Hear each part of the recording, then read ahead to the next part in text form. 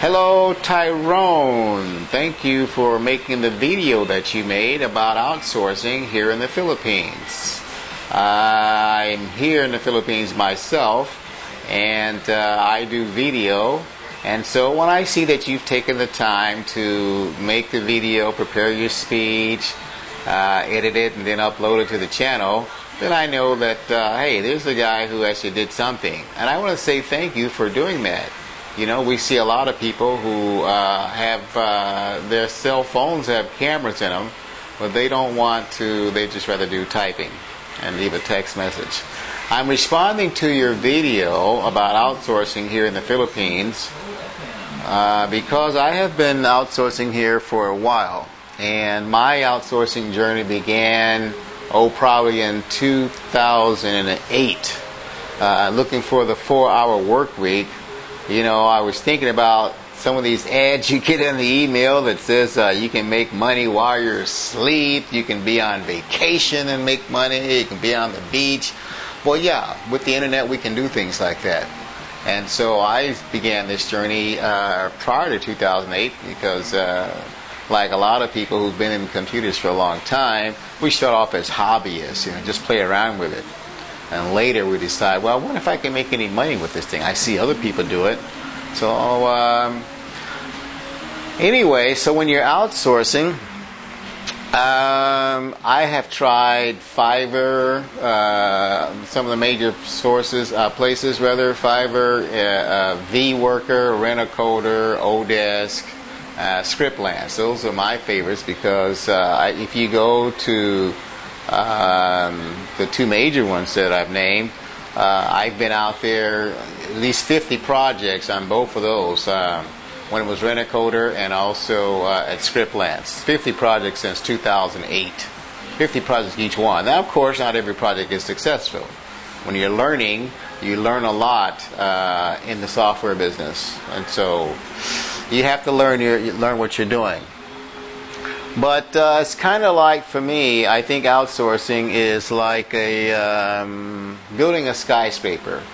You want to build a skyscraper, your job is to draw some photos of the skyscraper that you want, get some plans together, and keep a booklet of your skyscraper ideas.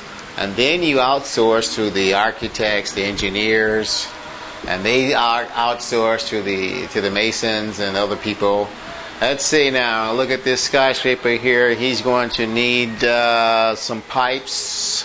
He's going to need, it's 20 floors high, so every time there's a toilet we need this many pipes. We need some curves, you know, if the toilet is here we need some curves. So they figure all those things out. Let's see, your skyscraper is 20 floors high and you've got so many rooms on each one. You need light bulbs, so you're going to need this many lights. You need this much wire going inside. You know, you outsource all that. Your job is to come up with the idea and then you give it to somebody else. I do software. I do software and video. And let me give you, see, this is June of 2012. I arrived here in the Philippines in April of 2010. Now, I've gone to, because I do software, I've gone to just about every college and university I could find where they offer computer training, attempting to find workers. Because, you know, I find that opportunities present themselves every day. Let me give you a perfect example of an opportunity here that is not available. You go to the statistics for the population in the Philippines. I think it's 80 million. I just looked it up last week. It's 80 million. How many people have computers? 2 million people have computers. 80 million people, 2 million own computers. The rest of them use computers here or there, or they go to what's called an internet cafe. Now this time, $1 American is like 43 pesos. Let's say it's 43 pesos. You can go to an internet cafe for 8 pesos. 8, 16, 24, 32, 40. That means for 5 hours, for $1, and like Davao, for example, where I know it's 8 pesos, you can stay in an internet cafe that gives you a computer, right? You can get a computer. You got the electricity for it. You have internet. You have a fan. You have a chair. You have a roof over your head. And you have a manager who's going to keep out the riffraff and so forth. 5 hours for $1. Okay? Now, a lot of places are charging the average as 15 pesos. That depends on some of the larger cities in the more congested areas. It's 15 pesos. Well, 15, 30, 45. So that means 3 hours for $1. Okay? I can get internet, electricity, a chair, got a fan to blow on me, they might have on the ceiling, and I don't have to do anything. Now, you start saying outsourcing. What if I went to a place that had a bunch of computers in there, an internet cafe, okay, and I took my $1, $1.50 a day, I could stay, 10 hours a day. I took my $1 and I said, I want to rent the entire, I want this chair myself. I don't want anybody sitting next to me. So here's another $1.50 for all day for that spot right there too. What if you decide that, hey, you know what? These outsourcing sites, I'm going to find myself a contract. I'm going to go to the university, to school where they teach computers. I'm going to hire some part-time students, and I'm going to make a killing. I'll get the internet cafe, and I figured out that that's going to cost me $1.50 a day. These guys work for $3 a day. It's good money for them. How can I say that? Well, if you look at the statistics, the government statistics on the Mindanao, for example, it's a very large area. Mindanao, 64, that's 64, which is more than half, 64% of the population earn less than $1 a day, $1 US a day. 64% of the people. So if I'm offering you $2 or $3 an hour, you're doing really good if you lived in those places. But you don't find it. If you want to go and make a deal with the owner of an internet cafe that you're going to rent so many chairs so that you can go off and hire workers, it's not going to happen. And you'll discover, as I've discovered, it's a lot of times they don't teach those type of things. You can have a 4-year degree, Bachelor of Science, Computer Science. I can't think of it right now because the red light of the camera's there. My neighbor is smoking a cigarette in front of my door, and when it's blowing in here, I don't smoke, and it's getting in my nose. But anyway, I'm trying to tell you that a bachelor's degree in computer science is not there. So you're not going to be able to go and spend, say, $15 or $20 a week renting an internet cafe and hiring a bunch of people where you can say, hey guys, come here, I think a line 12 on this code here, they're about line 12 is where we have a problem at. Let's fix it. It doesn't work like that here. I've offered to teach, go to some facilities where they have a bunch of computers at. I said, look, I'll tell you what I'll do. I'll teach the community 2 nights a week, do a seminar on how to find, get yourself a job doing outsourcing. Because a lot of people don't know the outsourcing locations that we know. And you begin to find out that the reason that nobody's ever accepted that, I stopped talking, is because the schools don't teach those type of skills. And so it would cause a lot of problems if someone was going to school paying money and getting a degree, and then he discovered that you can't get a job with what you know. In my case, you mentioned training your staff. The reason I keep looking over here, Tyrone, is because I have another computer over here with what I was going to talk to you about. And you talked about training your staff. In software, I need to be able to, I don't have time to train you. I need you to be ready for work.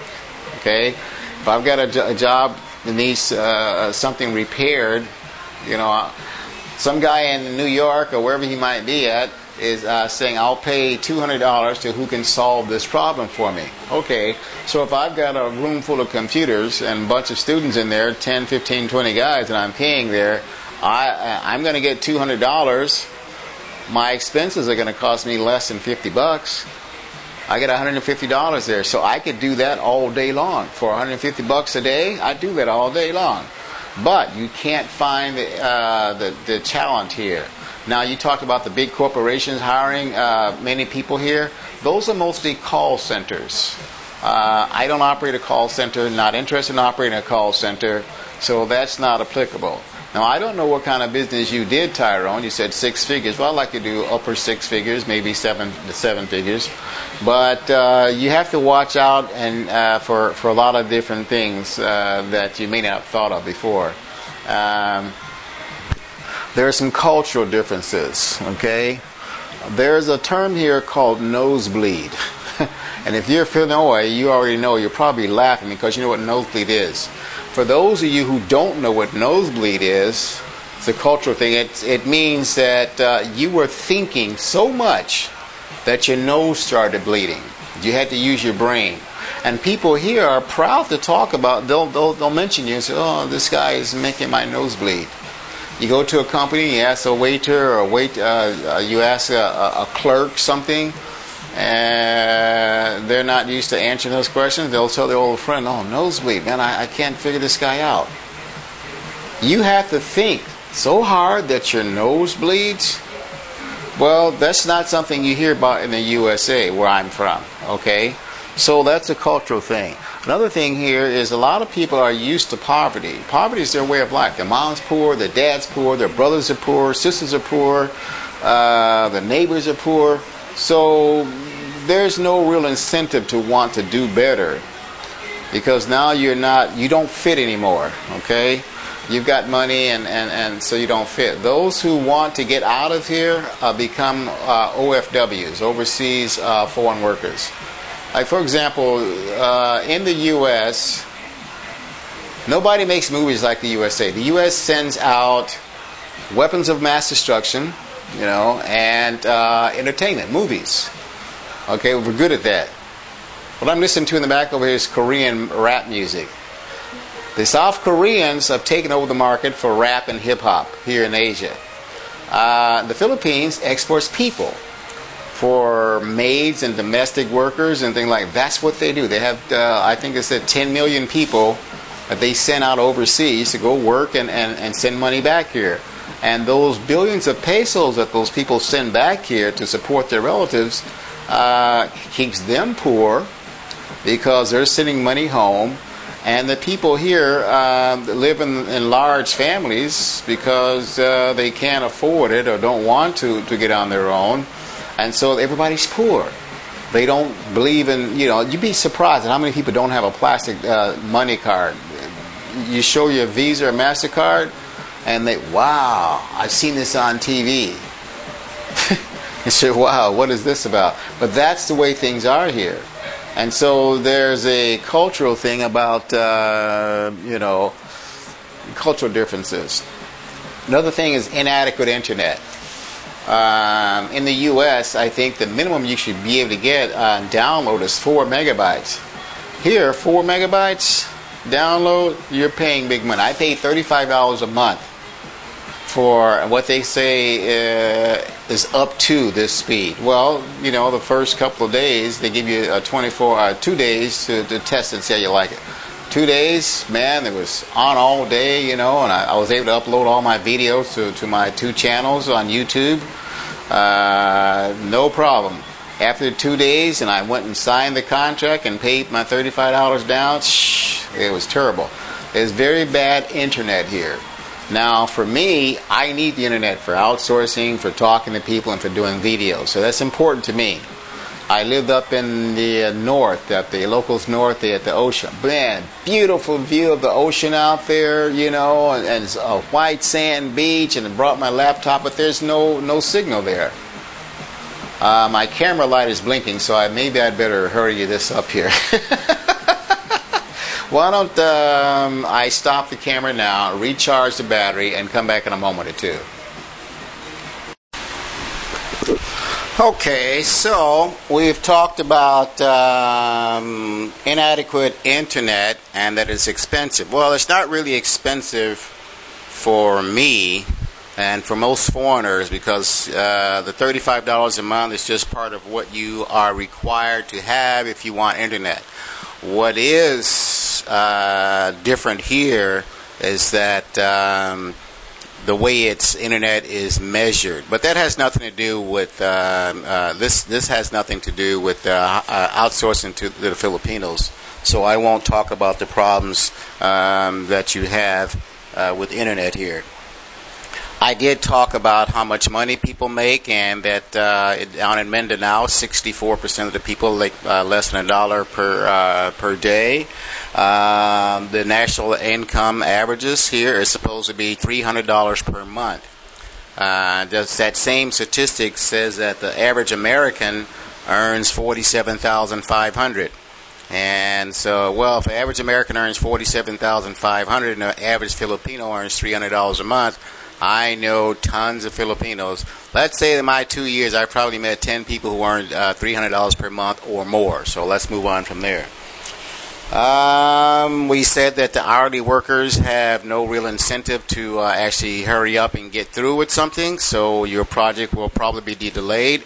I talked about some of the things you have to watch out for. For example, if you take your software and you've been working on it for years, you've done some R&D on it, you've put money into it, maybe you've made it some new WordPress plug-in, and you spent money checking up on what the competition's doing, and you redid yours. That's ice cream. You don't want to give your software to someone, and as an example, before I moved to this location, it took me 12 hours by bus to get to Manila when I was up in Cagayan Valley. Not Cagayan de Oro. And I hired a guy off of one of those networking sites, one of those sites that we've discussed. And he says, well, send me your code. Well, first they want to know, what's your website? Well, they'll look at your website and see if it looks like you have money. If you have money, then they'll take an interest so that they can get your stuff. To make a long story short, I went the 12 hours or so down to Manila. We went to an internet cafe. I explained to the guy I didn't want the software out of my hands. Well, we're in the cafe. He works for about an hour fidgeting around, adjusting, and not doing anything. So I sat next to him, and, well, no, I didn't sit next to him. I sat just opposite him. He ended up downloading my software because I brought it over. He put it on his flash drive and took off. Okay? Those things happen, and you have to be careful about your software, especially in a place like this. You talked about how honest people are. Well, I think I mentioned before that the ex-president is in jail, arrested for illegal things. The Chief Justice of the Supreme Court just got convicted of being dishonest. Money laundering is such a big business here that I see on the internet. Some of those world organizations are going to put the Philippines on the blacklist. And I remember too, before I started working here, I asked Washington to allow me to have a Philippines. They said, no, not in the Philippines. We don't send money to the Philippines. That you can't do anything. That there's just too many problems. So I had to come to the embassy here and get some help with the embassy in order to have Washington send my funds over here. And so there's a cultural thing here of, and they'll say only in the Philippines. Not all, of course. People like to say not all. But I always say, well, not all, but if I have 100, 95 is guaranteed. And so let's clear this up here. I'm not saying that everybody here is a criminal. I'm not saying 50% of the people are. I'm just saying that when you walk around, you'll notice how much security there is. There's no cameras like you have all over in the U.S., but every place you go, there's security, armed guards. Every little business, every decent-sized business has an armed guard there. And you have to check your baggages. There's no RFID here. And so, in general, it's like many third world countries, you may go someplace and have to be concerned about not carrying anything of value with you because you are a foreigner. But now, if you're simply doing outsourcing, you're not here, that's okay. I'm telling you about some of the opportunities that I've seen have not been able to take care of because the infrastructure doesn't teach it to the people here, okay? And the communications system is not, as I say, if for example I do video, it takes forever to, and I say takes forever, let's say it takes an extremely long time. I could probably go to speedtest.net right now and give you an idea. It's double digits, not megabytes. You know, it might be 200K or I don't know, but it's not conducive to doing a lot of work online. I also did mention to you that with this one guy, you're talking about honesty, one guy went to testify against a big politician down in Mindanao, and they found him chainsawed to death. Can you imagine taking a chainsaw to somebody? Of course, there's no witnesses, and nobody knows anything. All right, so as a summary, the big corporations who are doing hiring here are normally call centers. You just show somebody. You talk about teaching your staff, getting them trained. That in itself is a long thing. Once again, a call center will give you a speech, you know, and show you how to read that. And when I talk to people and I can perceive that they're reading a script, then I like to play with them and try and take them off the script and have them repeat to me the greetings that they always say. And once again, if you're going to train someone, you don't want to hear complaints about nosebleed. They don't say that to you, they say it to their friends, and everybody knows. Everybody knows what nosebleed is. Oh, God, I got to think so much my nose is bleeding. And I mentioned again, you have to be careful when you hire people who want access to your cPanel or your best code. I normally have learned to get on Skype or Yahoo Messenger and go and talk to the people there at the time. And if they want to come up with some excuse about they're busy or something right now, then we do it later. Because I don't want to give up my software, I don't want to give up my client software, and I already am aware that people are looking for your software, especially if they ask you what's your website. What's my website got to do with it? Well, I want to see if this software is valuable, you know, or you're just some guy. Because if your software is valuable, you know, you can go from there.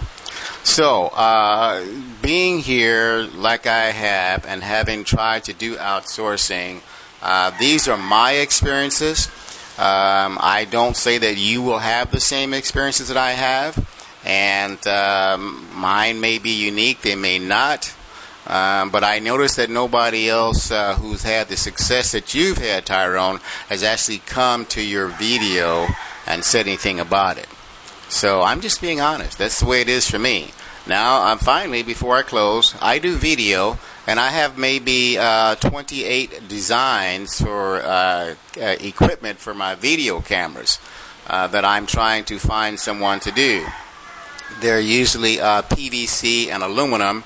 You know, simple things like how to attach your video camera to the side of your car so when you're driving I can see the road. Cranes, you know, so you get a high picture from coming down. Things that are easy to do. You can purchase these kits online that show you step by step how to build simple things, you know, at home. Yeah, I could do it myself, but I have enough money, whereas I'd rather just pay someone else and to outsource it. I do like the idea of outsourcing. It teaches you a lot of things, and I suppose if I want to look for a job as a manager for somebody else's thing, I would be pretty well experienced. I have the credentials. If you look at Scriptlance and vWorker, I've been there since 2008 on both of them. Numerous projects. I've learned a lot, and that learning curve is very important, especially when you're trying to hire someone to do some Joomla for you, because, you know, it's just a lot of fun. You talked about those guys over in India. Yeah, they'll break your code, and then they'll want you to pay them to repair it.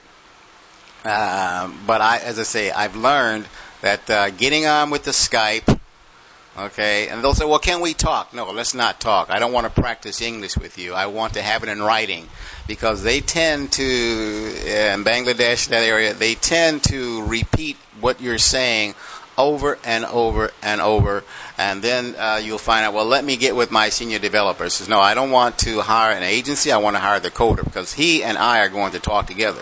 And the guy who's hiring, he has to get his cut out of it also. So you want to keep your costs low. And I've learned right now I've tried a new tactic, whereas